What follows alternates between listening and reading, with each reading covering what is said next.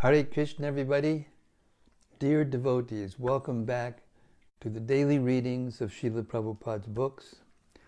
And from what I hear, right from this live studio here in Hythe, this little place in the corner of somewhere, Anglo-Saxon called the Haven. It has become a haven. And this Krishna book reading is getting around. People are appreciating. I'm getting more feedback, more positive feedback. And I've decided after this, I'm going to read the Bhagavatam, the whole Bhagavatam again, because I'm getting feedback that there's different parts of it where the connection wasn't so good, breaking and things. And here we've got a very good connection. And my reading of the Krishna book is better, I think. Trying to evaluate it neutrally or objectively, I think it's better. So I'm going to read the whole Bhagavatam next, again. But for now, we'll read Srila Sanatana Goswami's Śrīmad-Bhāgavata Mahima Stotram from the Sri Krishna Lila Stava. And this is glorifying the Śrīmad-Bhāgavatam, particularly Krishna Lila, but the Śrīmad-Bhāgavatam. And it goes like this. And if we listen carefully to the English, you'll know why I've decided to read the Bhagavatam again. Sarva Shastrab Dipi Yusha Sarva Vedaika Satpala Sarva Siddhanta Ratnaja Sarvalokaika Drik Prada. O nectar from the ocean of all scriptures, singular fruit of all the Vedas, rich mine of the precious gems of all conclusive truths, you are the only giver of sight to all the worlds. Sarva Bhagavata Prana Śrīmad-Bhāgavata Prabhu Kalidvandodita Ditya Sri Krishna Parivartita. O life air of all the Supreme Lord's devotees, O Master, Śrīmad-Bhāgavatam, you are the sun risen in the darkness of Kali. You are the exact image of Sri Krishna. Paramananda Pataya Prema Varshakshadayate Sarvada Sarvasevyaya Sri Krishnaya Namostume. I bow down to you who are supremely blissful to read. Your every syllable pours down a flood of prema. You can always be served by everyone. You are Sri Krishna himself. Madeka Bando Mat Sangin Mad Guru Man Mahadana Mad Mandistadagan Mad Bhagya Mad Anandana Mostute. My only friend, my constant companion, my spiritual master, my great wealth, my savior, my good fortune, my source of ecstasy, I bow down to you. Asadu sadutadayan adini chuchatakada hanamunchagadachin mam premna rit kantayokspura. O bestower of saintliness to the unsaintly, O exalter of the most fallen, please never leave me. Always appear in my heart and my voice with pure love. Om Namo Bhagavate Vasudevaya. Om Namo Bhagavate Vasudevaya. Om Namo Bhagavate Vasudevaya. So yesterday we read how the Gopīs became a little proud, and Krishna left them and went with Radharani, and Radharani became a little proud, and he left her also, thereby showing that his renunciation is of the highest order. And then we heard the Gopīs went mad for Krishna. And this is the goal of Krishna consciousness. Chaitanya Mahaprabhu recommended this method as the topmost method, to go mad over Krishna. And we know something about this, even in the material world. There's a saying in America, I don't know if it's here in England, falling head over heels in love with someone. Head over heels means your head's down here and your heels are up there, and you're just nothing, you're always just absorbed completely in that person. So that's a reflection, a perverted reflection of pure, unadulterated love for Krishna. So now, Krishna, now that he has given them the highest thing, taken their feelings of separation to the most intense place that it can be, now he's going to return. Chapter 32, Krishna returns to the Gopis. When Lord Krishna finally reappeared among the assembled Gopis, he looked very beautiful, just befitting a person with all kinds of opulences. In the Brahma Samhita, it is stated, Ananda Chinmaya Rasa Pratibhavita. Krishna alone is not particularly beautiful, but when his energy, especially his pleasure energy, represented by Radharani, expands, he looks very magnificent. The Mayavad conception of perfection, an absolute truth without potency, is due to insufficient knowledge. Actually, outside the exhibition of his different potencies, the absolute truth is not complete. Ananda Chinmaya Rasa means that his body is a transcendental form, and therefore he is perfect. And Ananda Chinmaya Rasa means that his body is a transcendental form of eternal bliss and knowledge. Krishna is always surrounded by different potencies, and therefore he is perfect and beautiful. We understand from the Brahma Samhita and Skanda Purana that Krishna is always surrounded by many thousands of goddesses of fortune. The Gopis are all goddesses of fortune, and Krishna took them hand in hand on the bank of the Yamuna. It is said in the Skanda Purana that out of many thousands of Gopis, 16,000 are prominent. and out of those 16,000 Gopis, 108 are especially prominent. Out of these 108 Gopis, 8 Gopis are still more prominent.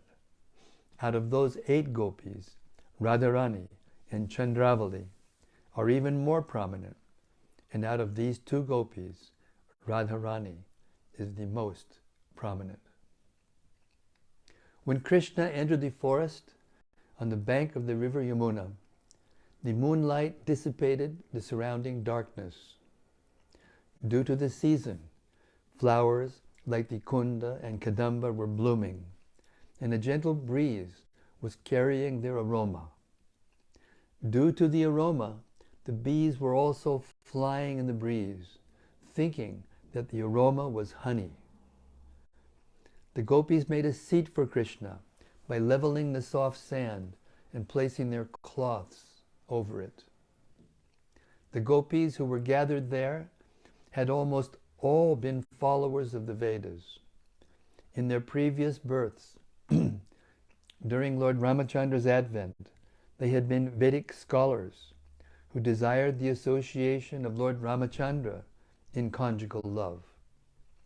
Ramachandra had given them the benediction that they would be present for the advent of Lord Krishna, and he would fulfill their desires.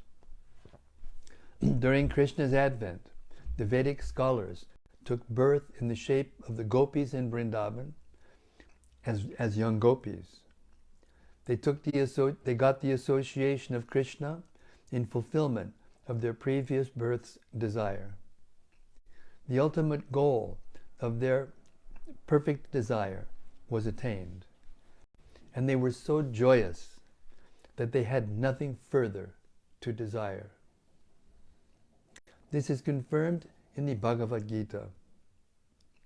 If anyone attains the Supreme Personality of Godhead, then he has no desire for anything. When the Gopīs had Krishna in their company, not only all their grief, but their lamenting in the absence of Krishna was relieved. They felt they had no desire to be fulfilled. Fully satisfied in the company of Krishna, they spread their cloths on the ground. These garments were made of fine linen and smeared with the red kumkum which decorated their breasts. With great care, they spread a sitting place for Lord Krishna. Krishna was their life and soul, and they created a very comfortable seat for him. Sitting on the seat amongst the Gopīs, Krishna became more beautiful. Great yogis like Lord Shiva, Lord Brahma, or even Lord Shesha and others always tried to fix their attention upon Krishna in their hearts. But here, the Gopīs actually saw Krishna seated before them on their cloths. In the society of the Gopīs, Krishna looked very beautiful.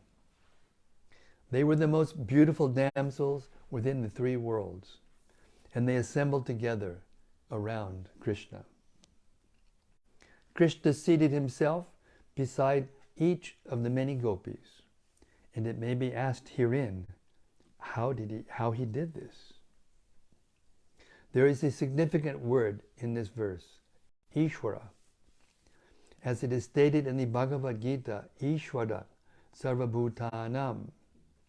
Ishvara refers to the Supreme Lord as the Super Soul seated in everyone's heart. Krishna also manifested this potency of expansion as Paramatma in this gathering with the Gopīs. Krishna was sitting by the side of each Gopi, unseen by the others. Krishna was so kind to the Gopīs that instead of sitting in their hearts to be appreciated in yogic meditation, he seated himself by their sides. By seating himself outside, he showed special favor to the Gopīs, who were the select beauties of all creation. Having gotten their most beloved Lord, the Gopīs began to please him by moving their eyebrows and smiling, and also by suppressing their anger. Some of them took his lotus feet on their laps and massaged them. And while smiling, they confidentially expressed their suppressed anger and said, "Dear Krishna, we are ordinary women of Vrindavan, and we do not know much about Vedic knowledge, what is right and what is wrong. We therefore put a question to you, and since you are very learned, you can answer it properly. In dealings between lovers, we find that there are three classes of men. One class simply receives, another class reciprocates favorably, even if the lover is very contrary, and the third class neither acts contrary nor answers favorably in dealings of love. So out of these three classes, which do you prefer? Or which do you call honest?" In answer, Krishna said, "My dear friends, people who simply reciprocate the loving dealings of the other party are just like merchants. They give in loving affairs as much as they get from the other party. Practically, there is no question of love. It is simply self-interested or self-centered business dealing. Even those without a tinge of loving affairs are better than these merchants. Better than this first class is the second class of men, who love in spite of the opposite party's contrariness. Such sincere love can be seen when the father and mother love their children in spite of their children's neglect. The third class neither reciprocate nor neglect. They can be further divided into two classes. One comprises the self-satisfied who do not require anyone's love. They are called Atmarama, which means they are absorbed in the thought of the Supreme Personality of Godhead, and so do not care whether one loves them or not. But another class comprises ungrateful men. They are called callous. The men in this group revolt against superior persons. For instance, a son, in spite of receiving all kinds of things from loving parents, may be callous and not reciprocate. Those in this class are generally known as Guru Druha, which means they receive favors from the parents or the spiritual master and yet neglect them. Krishna indirectly answered the questions of the Gopis, even those questions which implied that Krishna did not properly reciprocate their dealings. In answer, Krishna said that he, as the Supreme Personality of Godhead, is self-satisfied. He does not require anyone's love. But at the same time, he said that he is not ungrateful. My dear friends, Krishna continued, you might be aggrieved by my words and acts, but you must know that sometimes I do not reciprocate my devotees' dealings with me. My devotees are very much attached to me, but sometimes I do not reciprocate their feelings properly in order to increase their love for me more and more. If I can very easily be approached by them, they might think Krishna is so easily available. So sometimes I do not respond. If a person has no money, but after some time accumulates some wealth and then loses it, he will think of the lost property 24 hours a day. Similarly, in order to increase the love of my devotees, sometimes I appear to be lost to them. And instead of forgetting me, they feel their loving sentiments for me increase. My dear friends, do not think for a moment that I have been dealing with you as I do with ordinary devotees. I know what you are. You have forsaken all kinds of social and religious obligations. You have given up all connection with your parents. Without caring for social convention and religious obligations, you have come to me and loved me. And I am so much obliged to you that I cannot treat you as ordinary devotees. Do not think that I was away from you. I was near to you. I was simply seeing how much you were anxious for me in my absence. So please, do not try to find fault with me. Because you consider me so dear to you, kindly excuse me if I have done anything wrong. I cannot repay your continuous love for me. Even throughout the lifetimes of the demigods in the heavenly planets. It is impossible to repay you or show enough gratitude for your love. Therefore, please be satisfied by your own pious activities. You have displayed exemplary attraction for me, overcoming the greatest difficulties arising from family connections. Please be satisfied with your highly exemplary character, for it is not possible for me to repay my debt to you. The exemplary character of devotional service manifested by the devotees of Vrindavan is the purest type of devotion. It is enjoined in authoritative shastras that devotional service must be ahaituki and apartihata. This means that devotional service to Krishna cannot be checked by political or religious convention. The stage of devotional service is always transcendental. The Gopis particularly showed pure devotional service toward Krishna, so much so that Krishna himself remained indebted to them. Lord Chaitanya thus said that the devotional service manifested by the Gopis in Vrindavan excelled all other methods of approaching the Supreme Personality of Godhead. Thus end the Bhaktivedanta purports to the 32nd chapter of Krishna. Krishna returns to the Gopis.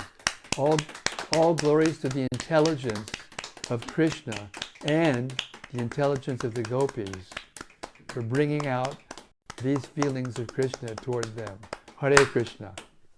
So now here we are, 7:43. We still have plenty of time, but this is a long chapter. Tell me what? Tell me. Go ahead, you have the book.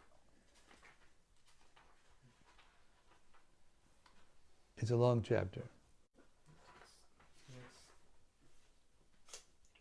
It's double, triple what we read.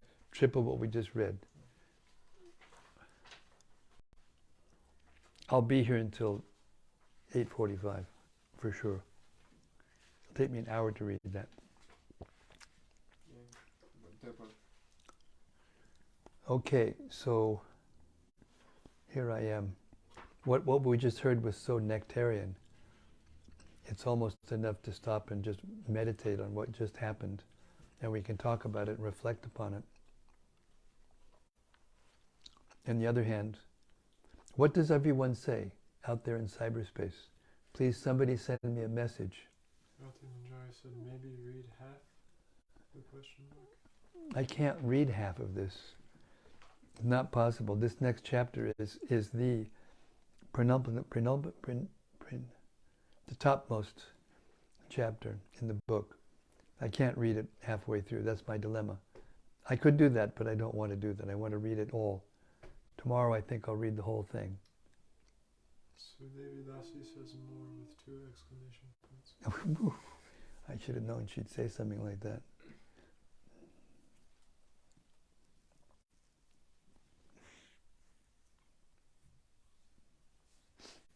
Okay, we'll go ahead. Try to reciprocate.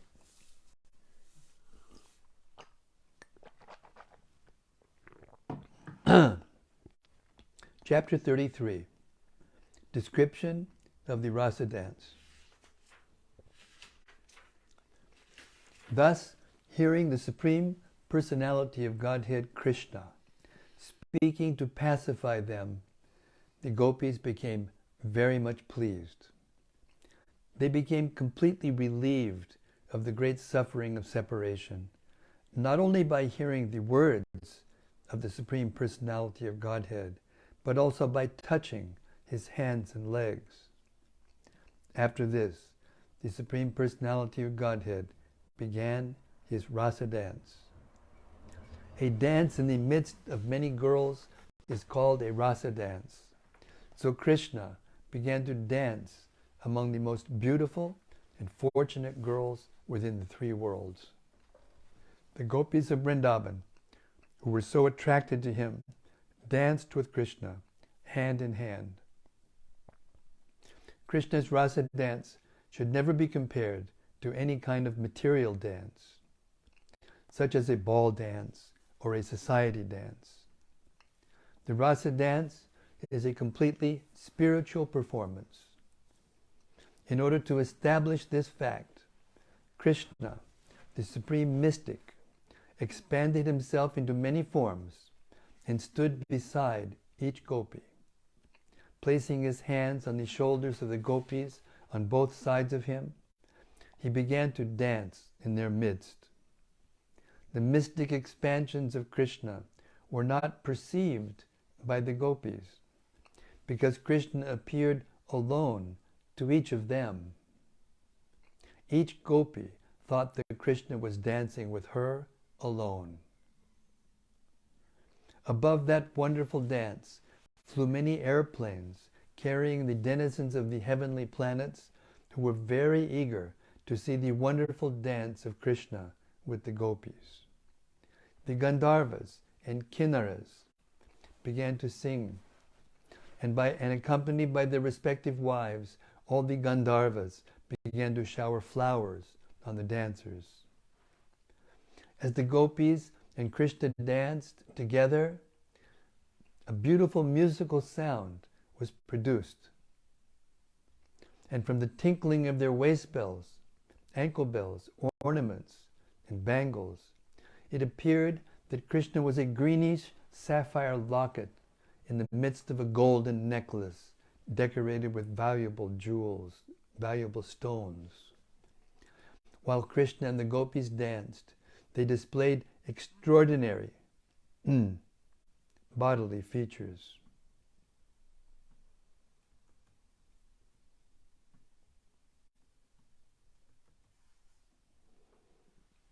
The movements of their legs, the placing their hands on one another, the movements of their eyebrows, their smiling, the movements of the gopis' breasts, clothes, and earrings, their cheeks, their hair with flowers. As Krishna and the gopis sang and danced, these combined to appear like clouds, thunder, snow, and lightning. Krishna's bodily features appeared just like a group of clouds. The gopis' songs were like thunder. Their beauty appeared to be just like lightning in the sky, and the drops of perspiration visible on their faces appeared like falling snow. In this way, the gopis and Krishna fully engaged in dancing. The necks of the gopis became tinted with red due to their desire to enjoy Krishna more and more. To satisfy them, Krishna began to clap his hands in time with their singing. Actually, the whole world is full of Krishna's singing, but it is appreciated in different ways by different kinds of living entities. This is confirmed in the Bhagavad Gita. Yeyatam mam prapadyante tangs tataiva bhajamyaham. Krishna is dancing, and every living entity is also dancing. But there is a difference between the dancing in the spiritual world and that in the material world. This is expressed by the author of the Chaitanya Charitamrita, who says that the master dancer is Krishna and everyone else is his servant. Everyone is trying to imitate Krishna's dancing. Those who are actually in Krishna consciousness respond rightly to the dancing of Krishna. They do not try to dance independently, but those in the material world try to imitate Krishna as the Supreme Personality of Godhead. The living entities are dancing under the direction of Krishna's Maya and are thinking that they are equal to Krishna. But this is not the fact. In Krishna consciousness, this misconception is absent. For a person in Krishna consciousness knows that Krishna is the Supreme Master and everyone else is his servant. One has to dance to please Krishna, not to imitate or attempt to become equal to the Supreme Personality of Godhead. The Gopis wanted to please Krishna, and therefore as Krishna sang, they responded and encouraged him by saying, "Well done, well done." Sometimes they presented beautiful music for his pleasure, and he responded by praising their singing. When some of the Gopis became very tired from dancing and moving their bodies, they placed their hands on the shoulders of Krishna. Then their hair loosened and flowers fell to the ground. When they placed their hands on Krishna's shoulder, they became overwhelmed by the fragrance of his body, which emanated from the lotus, other aromatic flowers, and the pulp of sandalwood. They became filled with attraction for him, and they began to kiss him. Some Gopis touched Krishna cheek to cheek, and Krishna began to offer them chewed betel nuts from his mouth, which they accepted with great pleasure by kissing. And by accepting those betel nuts, the Gopis spiritually advanced. The Gopis became tired after long singing and dancing. Krishna was dancing beside them, and to alleviate their fatigue, they took Krishna's hand and placed it on their raised breasts. Krishna's hand, as well as the breasts of the Gopis, are eternally auspicious. Therefore, when they combined, both of them became spiritually enhanced. The Gopis so enjoyed the company of Krishna, the husband of the goddess of fortune, that they forgot that they had any other husbands in the world. And upon being embraced by the arms of Krishna and dancing and singing with him, they forgot everything. Śrīmad-Bhāgavatam thus describes the beauty of the Gopis while they were Rasa dancing with Krishna. There were lotus flowers over both their ears, and their faces were decorated with sandalwood pulp. From their feet came the tinkling sound of ankle bells and bangles. The flowers within their hair were falling to the lotus feet of Krishna, and he was very satisfied.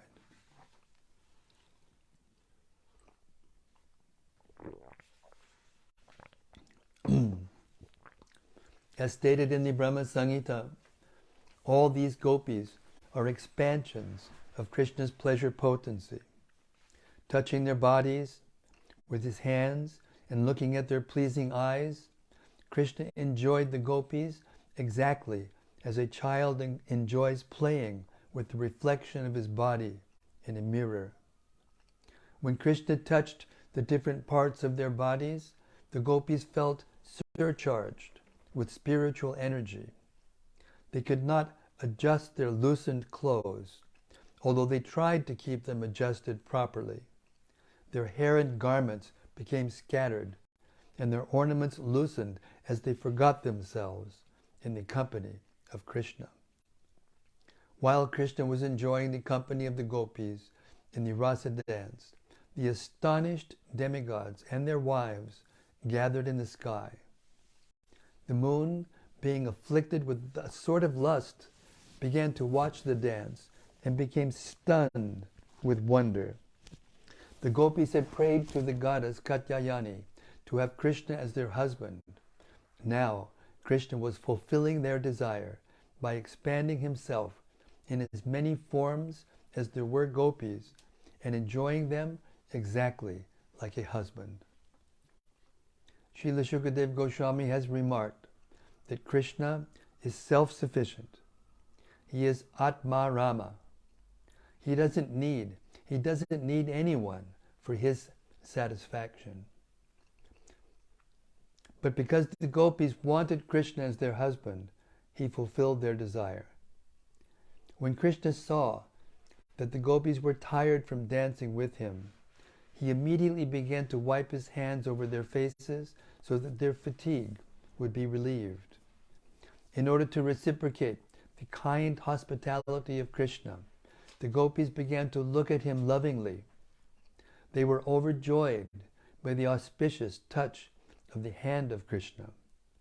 Their smiling cheeks shone with beauty, and they began to sing the glories of Krishna with transcendental pleasure. Because the gopis were pure devotees, the more they enjoyed Krishna's company, the more they became enlightened with his glories, and thus they reciprocated with him.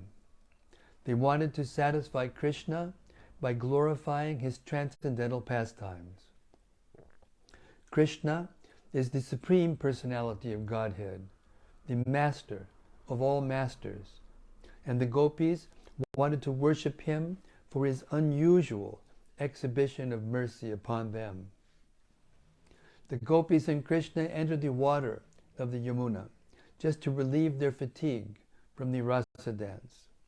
The lily flower garlands around the necks of the gopis were strewn to pieces due to the gopis embracing the body of Krishna, and the flowers were reddish from being smeared with the kumkum on their breasts. The bumblebees were humming about. The bumblebees were humming about in order to get honey from the flowers. Krishna and the gopis entered the water of the Yamuna just as an elephant enters a water tank with his many female companions. Both the gopis and Krishna forgot their real identities, playing in the water, enjoying each other's company, and relieving the fatigue of rasa dancing. The gopis began to splash water on the body of Krishna, all the while smiling. And Krishna enjoyed this. As Krishna was taking pleasure in the joking words and splashing water, the demigods in the heavenly planets showered flowers. The demigods thus praised the super excellent rasa dance of Krishna, the supreme enjoyer, and his pastimes with the gopis in the water of the Yamuna.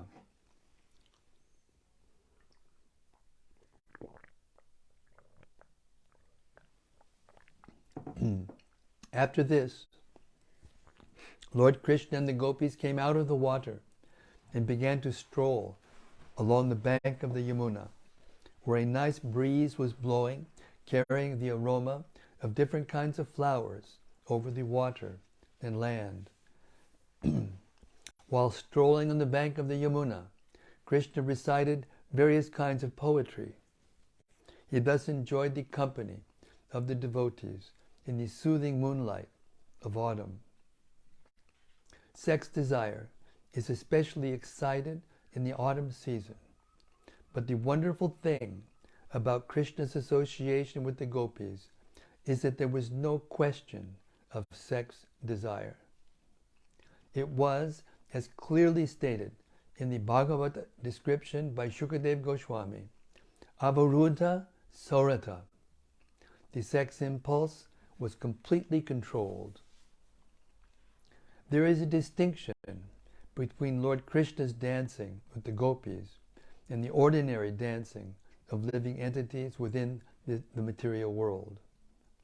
In order to clear up further misconceptions about the rasa dance and the affairs of Krishna and the gopis, Maharaj Parikshit, the hearer of Śrīmad-Bhāgavatam, told Shukadeva Goswami, Krishna appeared on the earth to establish the regulative principles of religion and to curb the predominance of irreligion.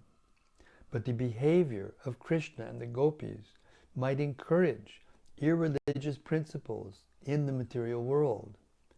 I am simply surprised that he would act in such a way, enjoying the company of others' wives in the dead of night. This statement of Maharaj Parikshit's was very much appreciated by Shukadeva Goswami. The answer anticipates the abominable acts of the Mayavadi impersonalists who place themselves in the position of Krishna and enjoy the company of young girls and women.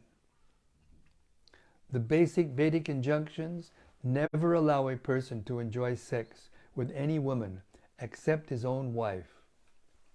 Krishna's appreciation of the Gopis appeared to be distinctly in violation of these rules. Maharaj Parikshit understood the total situation from Shukadeva Goswami, yet to further clarify the transcendental nature of Krishna and the Gopis in the Rasa dance, he expressed his surprise. This is very important in order to check the unrestricted association with women by the Prakrita Sahajiyas. In his statement, Maharaj Parikshit has used several important words which require clarification. The first word, jugupchitam, means abominable. The first doubt of Maharaj Parikshit was as follows. Lord Krishna is the Supreme Personality of Godhead who had invented himself to establish religious principles. Why then did he mix with others' wives in the dead of night and enjoy dancing, embracing, and kissing? According to the Vedic injunctions, this is not allowed. Also, when the Gopis first came to him, he gave instructions to them to return to their homes. To call young girls or others' wives and enjoy dancing with them is certainly abominable, according to the Vedas. Why should Krishna have done this? Another word used here is aptakama. Some may take it for granted that Krishna was very lusty among young girls, but Parikshit Maharaj said that this was not possible. He could not be lusty. First of all, from the material calculation, he was only 8 years old. At that age, a boy cannot be lusty. Aptakama means that the Supreme Personality of Godhead is self-satisfied. Even if he were lusty, he doesn't need to take help from others to satisfy his lusty desires. The next point is that although not lusty himself, he might have been seduced by the lusty desires of the Gopis. But Maharaj Parikshit then used another word, Yadupati, which indicates that Krishna is the most exalted personality in the dynasty of the Yadus. The kings in the dynasty of Yadu were considered to be the most pious, and their descendants were also like that. Having taken birth in that family, how could Krishna have been seduced, even by the Gopis? It is concluded, therefore, that it was not possible for Krishna to do anything abominable. But Maharaj Parikshit was in doubt as to why Krishna acted in that way. What was the real purpose? Another word Maharaj Parikshit used when he addressed Shukadeva Goswami is suvrata, which means to take a vow to enact pious activities. Shukadeva Goswami was an educated brahmachari, and under the circumstances, it was not possible for him to indulge in sex. This is strictly prohibited for brahmacharis. And what to speak of a brahmachari like Shukadeva Goswami? But because the circumstances of the Rasa dance were very suspect, Maharaj Parikshit inquired for clarification from Shukadeva Goswami. Shukadeva Goswami immediately replied that transgressions of religious principles by the Supreme Controller testify to his great power. For example, fire can consume any abominable thing. That is the manifestation of the supremacy of fire. Similarly, the sun can absorb water from a urinal or from stool, and the sun is not polluted. Rather, due to the influence of the sunshine, the polluted contaminated place becomes disinfected and sterilized. One may also argue that since Krishna is the supreme authority, his activities should be followed.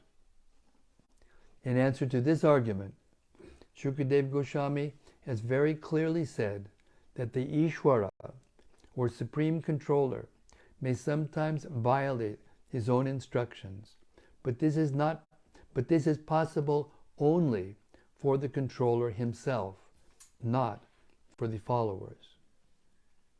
Unusual and uncommon activities by the controller can never be imitated. Shukadeva Goswami warned that the conditioned followers who are not actually in control should never even imagine imitating the uncommon activities of the controller. A Mayavadi philosopher may falsely claim to be God or Krishna, but he cannot actually act like Krishna. He can persuade his followers to falsely imitate the Rasa dance, but he is unable to lift Govardhan Hill. We have many experiences in the past of Mayavadi rascals who delude their followers by posing themselves as Krishna in order to enjoy Rasa Lila. In many instances, they were checked by the government, arrested, and punished. In Orissa, Thakur Bhaktivedanta punished a so-called incarnation of Vishnu who was imitating the Rasa Lila with young girls.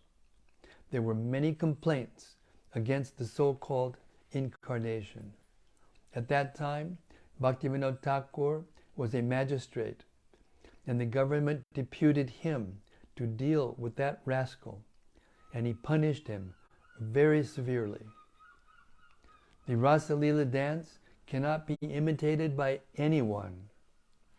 Shukadeva Goswami warns that one should not even think of imitating it. He specifically mentions that if out of foolishness one tries to imitate Krishna's Rasa dance, he will be killed, just like a person who wants to imitate Lord Shiva's drinking an ocean of poison. Lord Shiva drank an ocean of poison and kept it within his throat. The poison made his throat turn blue, and therefore Lord Shiva is called Nilakanta. But if an ordinary person tries to imitate Lord Shiva by drinking poison or smoking ganja, he is sure to be vanquished and will die within a very short time. Lord Krishna's dealings with the Gopīs occurred under special circumstances. Most of the Gopīs in their previous lives were great sages, expert in the study of the Vedas. And when Lord Krishna appeared as Lord Ramachandra, they wanted to enjoy with him. Lord Ramachandra gave them the benediction that their desires would be fulfilled when he would appear as Krishna. Therefore, the desire of the Gopīs to enjoy the appearance of Lord Krishna was long cherished. So they approached Goddess Katyayani to have Krishna as their husband. There are many other circumstances which also testify to the supreme authority of Krishna and show that he is not bound by the rules and regulations of the material world. In special cases, he acts as he likes to favor his devotees. This is possible only for him because he is the supreme controller. People in general should follow the instructions of Lord Krishna as given in the Bhagavad Gita and should not even imagine imitating Lord Krishna in the Rasa dance. Krishna's lifting of Govardhan Hill and his killing of great demons like Putana are all obviously extraordinary activities. Similarly, the Rasa dance is also an uncommon activity and cannot be imitated by any ordinary man. an ordinary person engaged in his occupational duty, like Arjuna, should execute his duty for the satisfaction of Krishna. That is within his power. Arjuna was a fighter, and Krishna wanted him to fight for his satisfaction. Arjuna agreed, although at first he was not willing to fight. Duties are required for ordinary persons. They should not jump up and try to imitate Krishna and indulge in Rāsa Līla and thus bring about their ruin. One should know with certainty that Krishna had no personal interest in whatever he did for the benediction of the Gopīs. As stated in the Bhagavad Gita, na mam karmani limpanti. Krishna never enjoys or suffers the results of his activities. Therefore, it is not possible for him to act irreligiously. He is transcendental to all religious duties and principles. He is untouched by the modes of material nature. He is the supreme controller of all living entities, whether in human society, in demigod society, in the heavenly planets, or in lower forms of life. And he is also the supreme controller of material nature. Therefore, he has nothing to do with religious or irreligious principles. Shukadeva Goswami further concludes that the great sages and devotees who are washed clean of all conditioned life can move freely, even within the contamination of material nature, by keeping Krishna, the Supreme Personality of Godhead, within their hearts. In this way, they also I'll repeat that last part again. This is so important.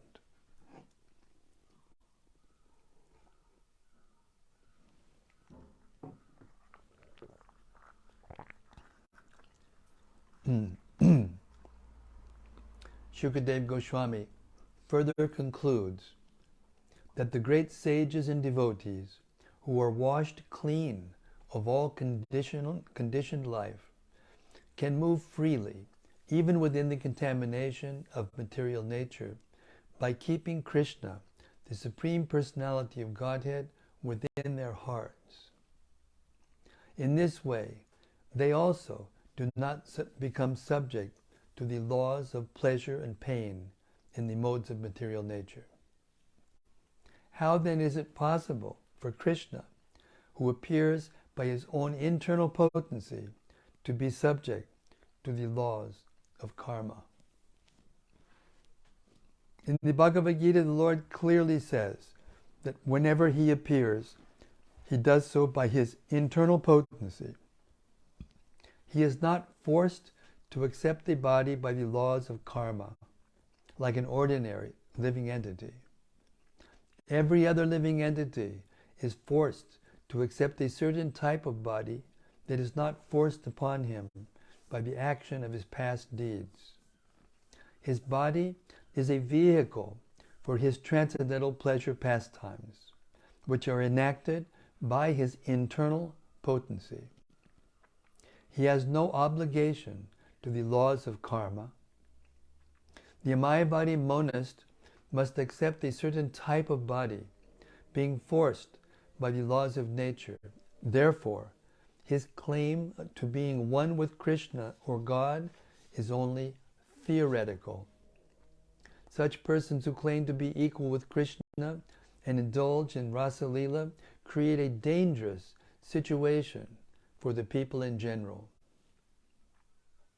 Krishna, the Supreme Personality of Godhead, was already present as the Supersoul within the bodies of the Gopīs and their husbands.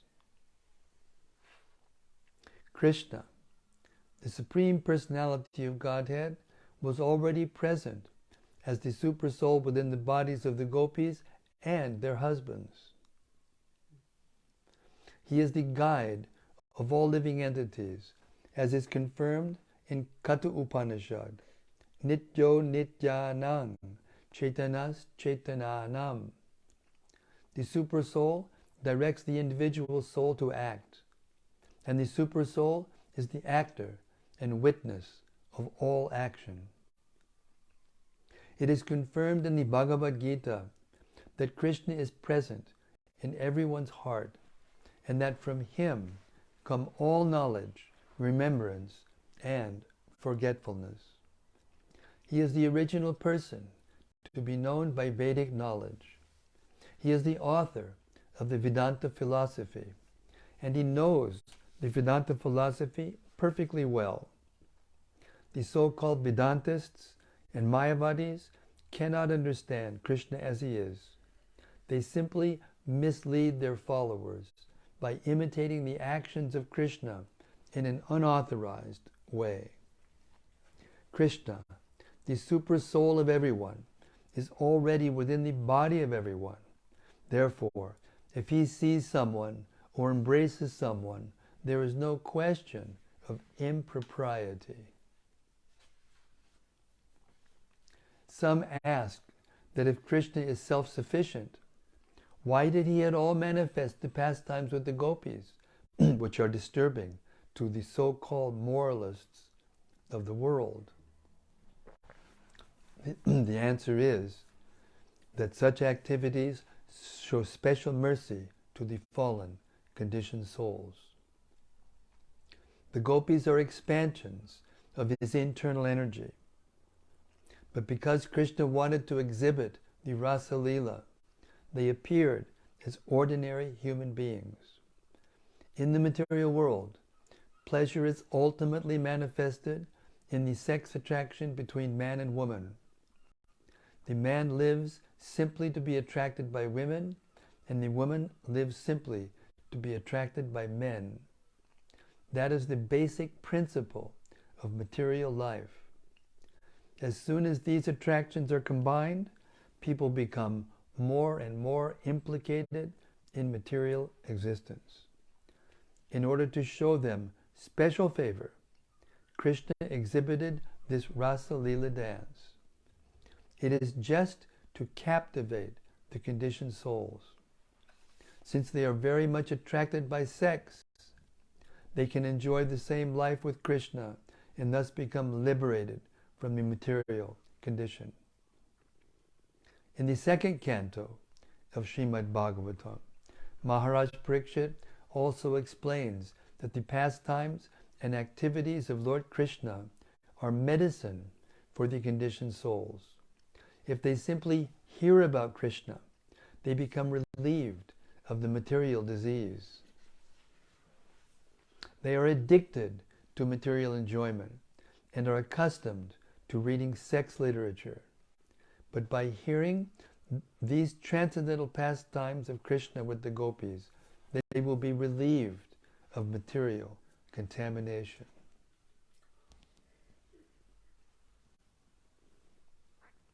How people should hear and from whom is also explained by Shukadeva Goswami.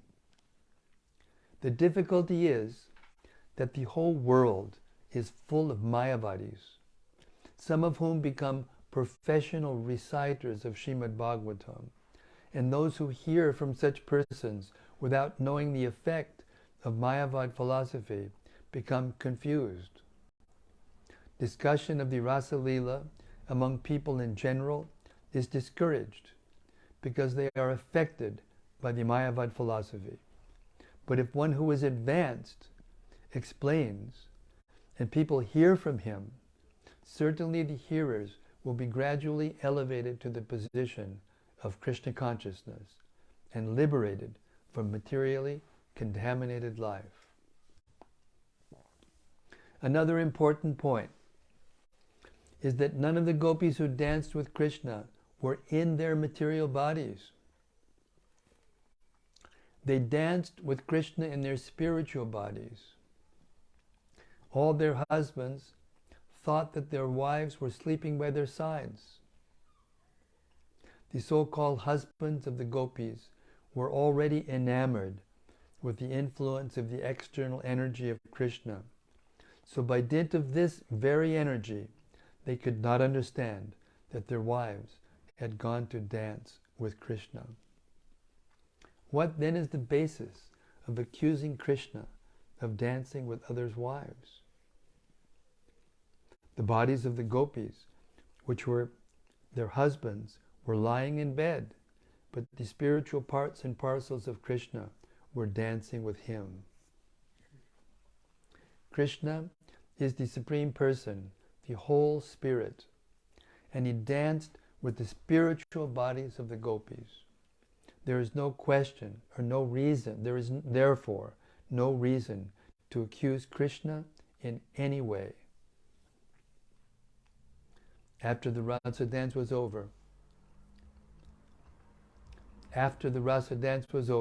the night, a night of Brahma, a very, very long period, as mentioned in the Bhagavad Gita, turned into the Brahma Muhurta. The Brahma Muhurta takes place about 1.5 hours before sunrise. It is recommended that one should rise from bed at that time, and after finishing daily ablutions, take to spiritual activities by performing Mangalarati and chanting the Hare Krishna mantra. This period is very convenient for the execution of spiritual activities. When that auspicious moment arrived, Krishna asked the Gopis to leave. Although his beloveds were not willing to quit his company, they were very obedient to him. As soon as Krishna asked them to go home, they immediately left and returned home. Shukadeva Goswami concludes this episode of the Rasa Lila by pointing out that if a person hears from the right source about the pastimes of Krishna, who is Vishnu himself, and the Gopis, who are expansions of his energy, then he will be relieved from the most dangerous type of disease, namely lust. In other words, one who actually hears the Rasa Lila will become completely freed from the lusty desire of sex life and elevated to the highest level of spiritual understanding. Generally, because they hear the Rasa Lila from Mayavadis, and they themselves are Mayavadis, people become more and more implicated in sex life. The conditioned soul should hear the Rasa Lila dance from an authorized spiritual master and be trained by him so that he can understand the whole situation. Thus, one can be elevated to the highest standard of spiritual life. Otherwise, one will be implicated.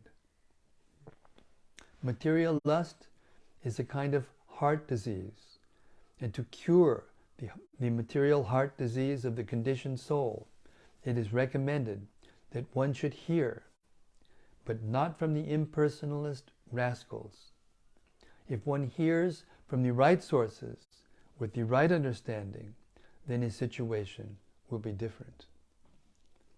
Shukadeva Goswami has used the word Shraddhanvita for one who is trained in spiritual life. Shraddha, or faith, is the beginning. One who has developed his faith in Krishna as the Supreme Personality of Godhead, the Supreme Spirit Soul, can both describe and hear the Rasa Lila. Shukadeva also uses the words anushrinuyat.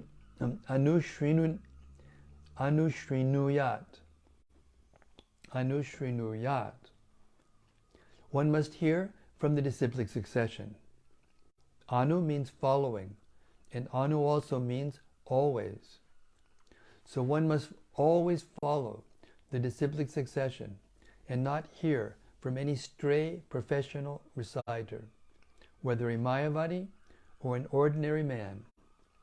Anushrunuyat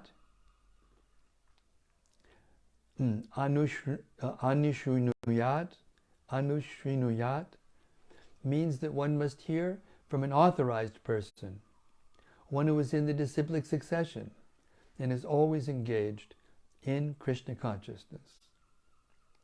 When a person hears the Rasa Lila in this way, the effect will be sure. He will be elevated to the highest position of spiritual life. Shukadeva Goswami uses two specific words, bhaktim and param. Bhaktim param means execution of devotional service above the neophyte stage. Those who are simply attracted to temple worship, but who do not know the philosophy of bhakti, are in the neophyte stage. That sort of bhakti is not the perfectional stage. The perfectional stage of bhakti, or devotional service, is completely free from material contamination. The most dangerous aspect of contamination is lust, or sex life. Bhakting param, devotional service, is so potent that the more one advances in this line, the more he loses his attraction for material life. One who is actually deriving benefit from hearing the Rasa Lila dance surely achieves the transcendental position. He surely loses all traces of lust in his heart. Srila Vishwanath Chakravarti Thakur points out that according to the Bhagavad Gita, Brahma's day and Brahma's night are periods of solar years expanding to 4,300,000 multiplied by 1,000. According to Vishwanath Chakravarti Thakur, the Rasa dance was performed during the long period of Brahma's night. But the Gopīs could not understand that. In order to fulfill their desire, Krishna extended the night to cover such a great period of time. One may ask how this was possible. And Vishwanath Chakravarti Thakur reminds us that Krishna, although bound by a small rope, could show his mother the whole universe within his mouth. How was this possible? The answer is that he can do anything for the pleasure of his devotees. Similarly, because the Gopīs wanted to enjoy Krishna, they were given the opportunity to associate with him for a long period. This was done according to his promise. When Krishna stole the garments of the Gopīs while they were taking bath in Chiragat on the Yamuna, he promised to fulfill their desire in some future night. In one night, therefore, they enjoyed the company of Krishna as their beloved husband. But that night was not an ordinary night. It was a night of Brahma, lasting millions and millions of years. Everything is possible for Krishna, for he is the supreme controller. Thus end the Bhaktivedanta purport of the 33rd chapter of Krishna, description of the Rasa dance. Haribol. All glories to the transcendental pastimes of Krishna and the Gopīs in the Rasa Lila. All glories to the Supreme Controller and the Supreme Enjoyer, Sri Krishna, who can do anything. Hare Krishna.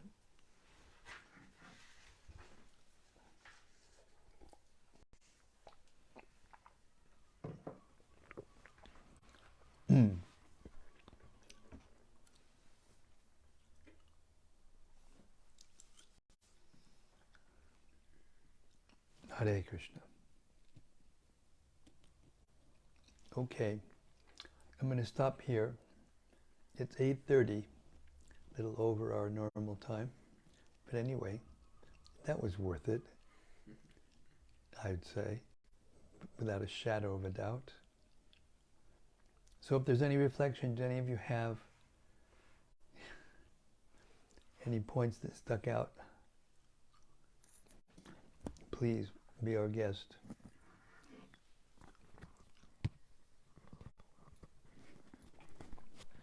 The first comment is from Saloni Sachisundari. Saloni Sachasundari, Hare Krishna. She says, Hare Krishna Maharaj, all glories to Śrīla Prabhupāda, all glories to your service, and all glories to the divine souls listening to the nectar. Hare Krishna. Thank you very much. Sudevi Dasi says, Hare Krishna Maharaj. Hare Krishna, Sudevi. Brian Phillips says, Hare Oh, Brian, Dr. Brian, we haven't heard from you for a long time. How happy to hear you from you. He says, Hare Krishna Maharaj, so good to see you. All glories to Śrīla Prabhupāda. Hare Krishna. Rati Manjari says, Jai Guru Maharaj. Jai Rati, Hare Krishna. There's a comment from Bhakti Noel. Bhakti Noel, Hare Krishna.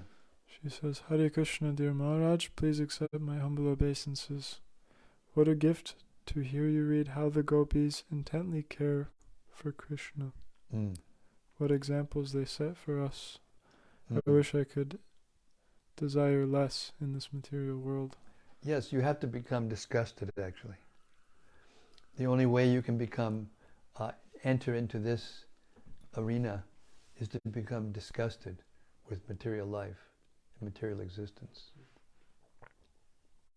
You are duty bound to perform your prescribed duties in this material world until you lose your taste for them completely.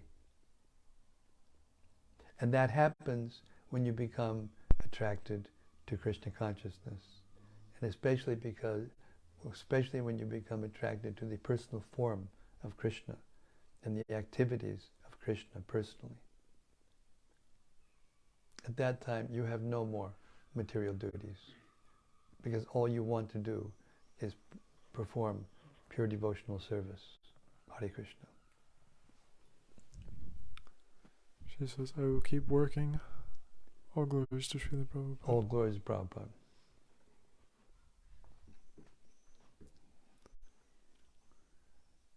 Oh, she has more here also. This is still from Bhakti Noel, okay. She says, also Maharaj, maybe I said my comment the wrong way, as I know we never emulate the way the Gopīs' interactions are with Krishna. I just appreciate their unwavering devotion and care for Krishna. Yes. I don't have the adequate words to express how nice it is to hear and how inspiring it is in my journey in Krishna consciousness. Yes. Please forgive me if I made any No, there was offense. no offense at all, and the fact of the matter is that we have access to this even though we are not qualified because of the exceptional mercy of Śrīla Prabhupāda.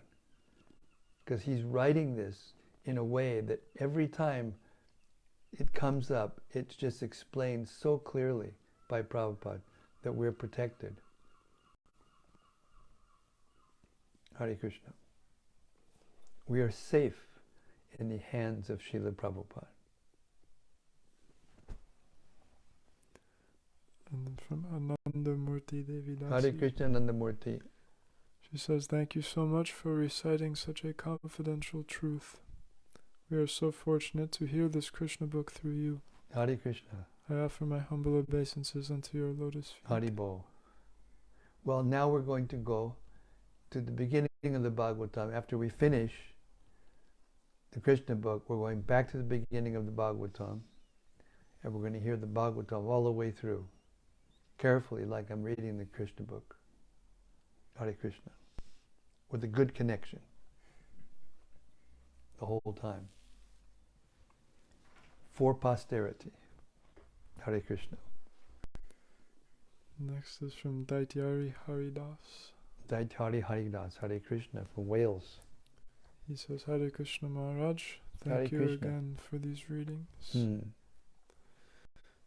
It's impressive how well Prabhupada makes the entire Krishna book accessible to all levels of devotees. Yeah.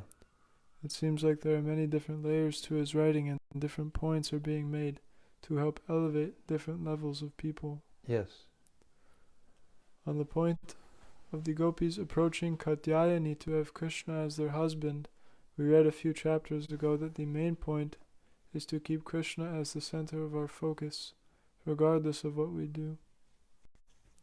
Still, though the Gopis are on the highest spiritual platform, is there any significance in them approaching Durga, or is it just Yogamaya they prayed to anyway? Yogamaya. It's Yogamaya that is impelling them. Yogamaya is impelling them. It is the culture.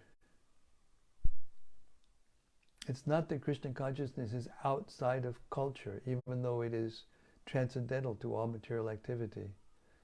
Spiritual life means spiritual culture. So all of these pastimes are being enacted within the realms of duty and purification of heart until one comes to a transcendental position. And therefore we heard about the sages in Dandavakta forest who met Lord Ramachandra and became attracted to him in conjugal way. And so they had to, then he promised them, that they could join, they could join with him in that mood, in that relationship, when he came back as Krishna. So there are deep understandings behind all of these activities, deep histories behind all of these persons. Some of the gopis were eternal associates of Krishna. No question of any need for purification or anything. They were just there to exhibit the full example and lift up other souls and train them to come back to their original position. So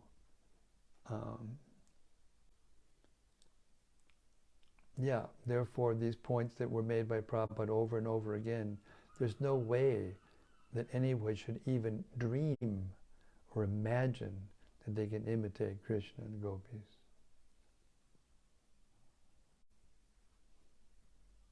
Hare Krishna. One comment from Rati Manjari. Hare Krishna, Rati. She says, Dear Guru Maharaj, please accept my humble obeisances. Thank you very much for continuing the reading. You drench our parched hearts, or my parched heart at least. Well,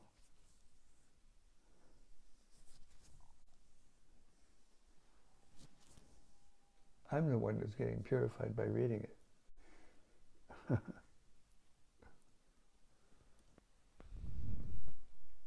Bhakta-rupa. Bhakta-rupa, Haribol. He says, thanks for the reading, Maharaj. Please accept my obeisances. Very nice to have a buyback. Very nice to hear his voice again. It seems the Vishnu impersonator met his match in Bhaktivedanta Thakur. Oh yeah. I don't have time to tell the story now. There's lots of details, but yeah, he met his match. This guy was very powerful, actually. He was causing people to become sick by mystic power. He was very powerful. They had to and he cursed Bhaktivinoda and his family to be sick. They all got very sick. And Bhaktivinoda Thakur, when it came to the time to have the court, he was the magistrate. He was the judge. They carried him in. They had to carry him in on a bed. And then he instructed one of the clerks to cut the hair of this rascal's hair. He had all of this, power, what's the word, contained in his hair. They cut it all off, and then he just, he became weak. They put him in jail and he died in jail. No power, nothing, completely finished.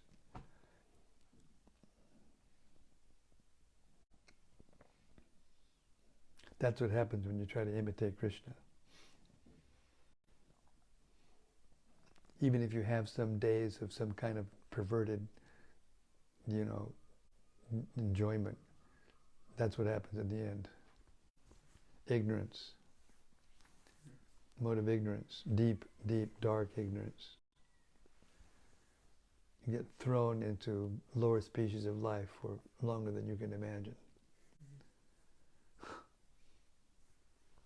All for a little cheap thrill in one lifetime.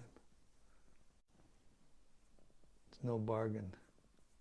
Okay, Hare Krishna. There's a question from Rati Manjari. Hare Krishna, Rati. She says, question, please excuse me and chastise me if it is inappropriate. We heard tonight that the two most prominent gopis are Radharani and Chandravali. We did not hear much about Chandravali. Could you please elaborate on what the reason for this is? I mean, to elaborate, Rati, I am going to chastise you because you're asking me a question that the answer could take at least 20 minutes or more, maybe an hour or maybe longer. It's such a deep subject. Just take it like this. Radharani is the source of all these most intimate gopis. And they are Radharani's moods. They're the forms of Radharani's different moods. And so Krishna is enjoying, Radharani is enjoying like that. It's inconceivable, but that's actually what's happening. So therefore, in the Parakya Rasa, there must be an antagonist, or a person who's competing with Krishna for favors. And in that way, it blossoms the affection and the interesting situations and emotions, vast range of emotions and situations. They increase by the followers of Radharani and Chandravali. And I can't elaborate on that. I'm not qualified to. But even the little thing I could say is too much for tonight.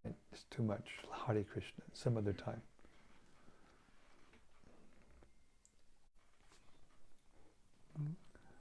As of now, this is the last comment. Oh, I'm gonna get out quick as soon as this is over. Go ahead. It's from Sebastian Stoy. Oh, it's Bhakti Sebastian from London. Hare Krishna. Hare Krishna Maharaj, thank you for reading every day. I appreciate it so much. Regarding the 4 kinds of loving reciprocations, I am wondering how we can reciprocate better if we find that we are the ungrateful one or merchant one. Thank you. Give up material desire. You have to renounce material desire. We are conditioned souls in the material world, and therefore the only freedom we have is to desire the right thing. But even when we desire the wrong thing, the material modes of nature are the doers. They actually fulfill our desire. But our desire, by the grace of Krishna and the Super Soul, is fulfilled through the agency of the material energy.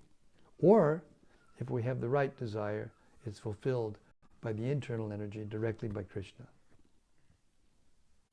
So change your desire. That's the only answer. How do you change your desire? Stay in the association of pure devotees. Constantly hear and chant the holy names of the Lord and the philosophy and pastimes of the Lord, and absorb oneself in pure devotional service for the satisfaction of Krishna. Hare Krishna. Sri Krishna, the Supreme Personality of Godhead, Ki Jai. Samaveta Bhakta Brinda Ki Jai. Gaur Premanandi Hari Hari Bol. Thank you very much, everyone. We'll see you tomorrow night, and we will march on through the pastimes of Krishna. Hare Krishna. See you tomorrow.